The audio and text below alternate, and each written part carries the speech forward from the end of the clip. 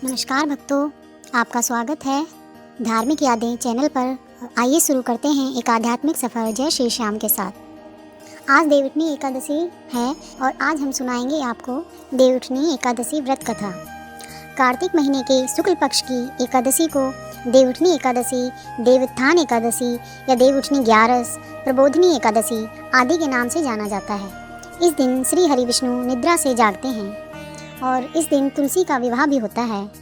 तुलसी जी का विवाह शालिग्राम जी के साथ, जो श्री हरि विष्णु जी का ही रूप है, उनके साथ होता है।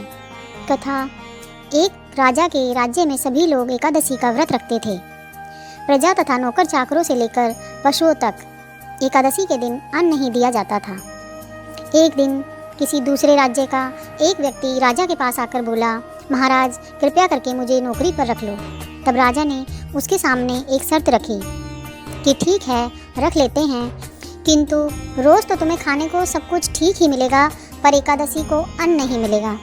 उस व्यक्ति ने उस समय हाँ कर ली, पर एकादशी के दिन जब उसे फलाहार का सामान दिया गया तो वह राजा के सामने जाकर गिड़गिड़ाने लगा, महाराज इससे मेरा पेट नहीं भरेगा, मैं भूखा ही मर जाऊंगा, मुझे अन्न दे दो। राजा ने उसे शर्त की बात याद दिलाई, पर वह अन्न छोड़ने को राजी नहीं हुआ। तब राजा ने उसे आटा, दाल, चावल आदि दिए। वह नित्य की तरह नदी पर पहुंचा और स्नान कर कर भोजन पकाने लगा।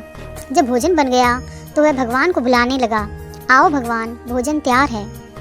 उसके बुलाने पर पीताम्बर विष्णु धारण किए भगवान चतुर्भुज रूप में आ पहुँचे तथा प्रेम से उसके साथ भोजन करने लगे।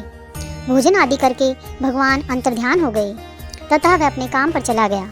15 दिन के बाद अगली एकादशी को वह राजा से कहने लगा कि महाराज मुझे दुगना सामान दीजिए, उस दिन तो मैं भूखा रह गया। राजा ने कारण पूछा तो उसने बताया कि हमारे साथ भगवान भी खाते हैं, इसलिए हम दोनों के लिए यह सामान पूरा नहीं होता। यह सुनकर राजा को बड़ा आश्चर्य हुआ। वह बोला, मैं नहीं मान सकता कि भगवान तुम्हारे साथ खाते हैं। मैं तो इतना व्रत करता हूँ, पूजा करता हूँ, पर भगवान ने मुझे कभी दर्शन नहीं दिए। राजा की बात सुनकर वह बोला, महाराज यदि विश्वास न हो तो साथ चलकर देख लें। राजा एक पेड़ के पीछे छिपकर बैठ गया। उस व्यक्ति ने भोजन बनाया तथा भगवान को शाम तक पुकारता रहा, परंतु भगवान नहीं आए।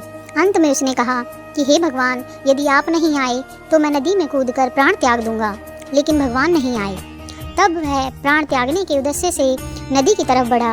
प्राण त्यागने का उसका दृढ़ इरादा जान शीघ्र ही भगवान ने प्रकट होकर उसे रोक लिया और साथ बैठकर भोजन करने लगे।